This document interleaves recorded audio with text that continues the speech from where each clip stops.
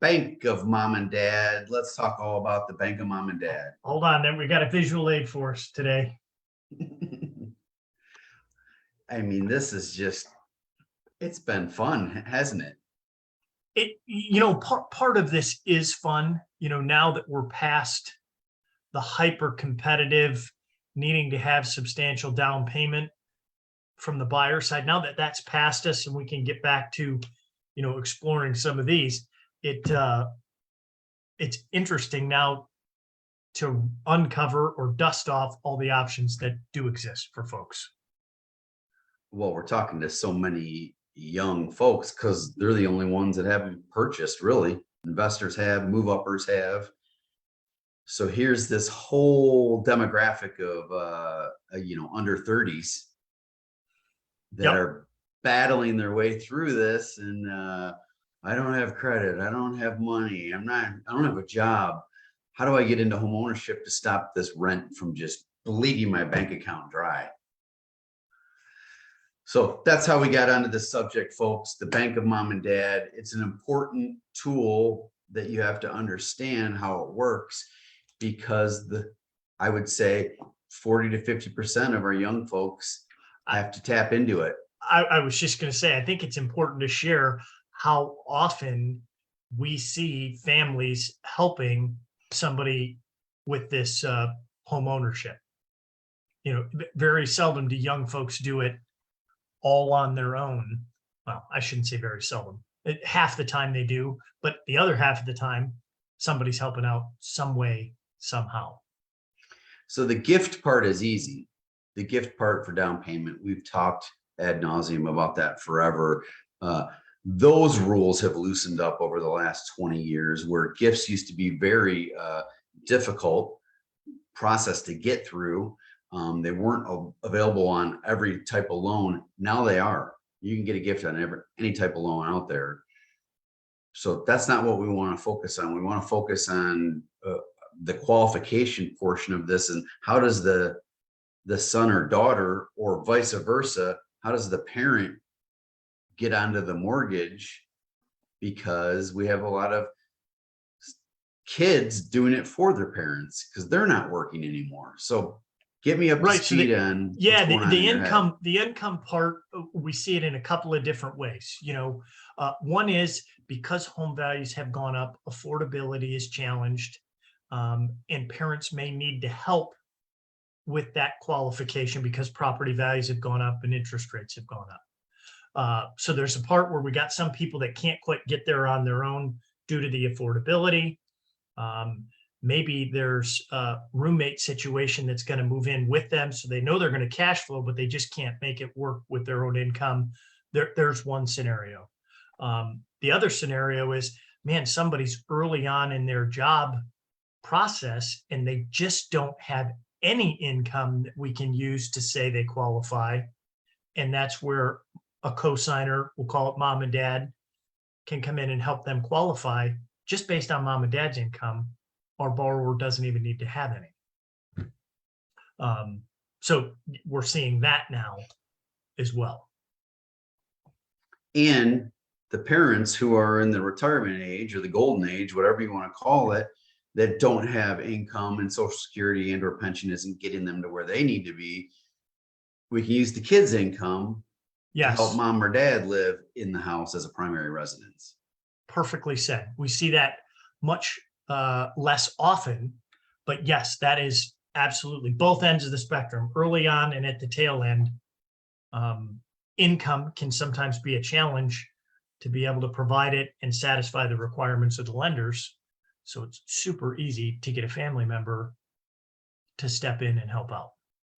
Okay, so what's cool about this is they're allowing it to be considered a primary residence. Yes. Which helps in terms of rates, fees, and when it comes down payment's huge. Down payment, also non-homestead property taxes that would typically have been hit. There's 4 positives right there, right out of the gate. That's a big deal. Yeah, the down payment is what we usually see as the biggest thing, because that's your biggest barrier to entry, right? The amount of money that you have to bring to closing.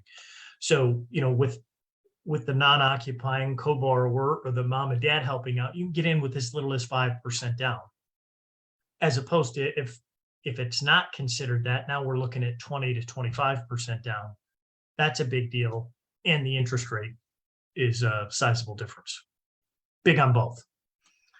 Yeah, I don't think that this whole situation has been fully digested by most of the folks out there in our industry. We're talking real estate agents and we're talking other mortgage lenders. I don't think they fully grasp the power of what this can do to help families who, again, we're trying to help people get into a stable payment and not have to feel that pressure of looking for a place to live every 9 to 10 months and doing the rent loop. You're just looping around and I'm right back at it, looping around. It's been 9 months. I got to look again, or they're going to jack my rent up. Yeah, I got another $150, $250 a month increase. And I feel like I'm powerless. So we want to be able to help everybody do this and understand this. It's something that we haven't talked a lot about. We do talk about gifting quite a bit because that's such a big part. That's like just normal stuff. But the college aged children, that used to be looked at. If you were purchasing a property in a college town, you were going to be hit with it as an investment property. Yep. That has changed. That has changed. They no longer look at that anymore and they say, oh no, son or daughter can live there. Even though they're not earning income, mom or dad will use their income. They're going to be on there with them, but it's a primary residence for son or daughter. That's amazing. So that's a little loophole.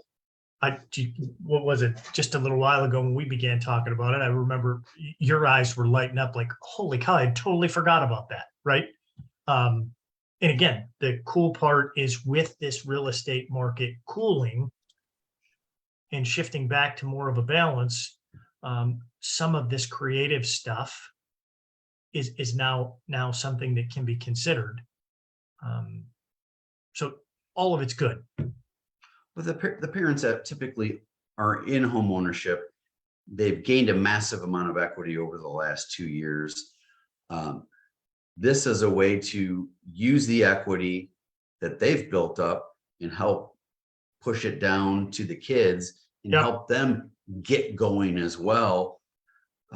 That's the goal for everybody. It's very difficult to grow net worth if you're not into home ownership. It's very difficult because you're unstable and you're bouncing around and you don't have any control of your finances. So you have moving expenses, you have rent, possibly up or down expenses. Yes, I get it. You don't have maintenance expenses, but there's other variables. Yeah, the other part is you can't begin your investment strategy because you're constantly worried about, do I have enough tucked away for whatever this other part is? So that, I'll call it settling down or some sense of permanence when a home is purchased, it just provides a lot more direction moving forward. I'm going to loop again, back about the gifting stuff. This kid comes up constantly, the positive features or the reasons to consider having a home equity line of credit in place. This is back to the mom and dad side of things. That continues to be a good option for people to be able to help their kids.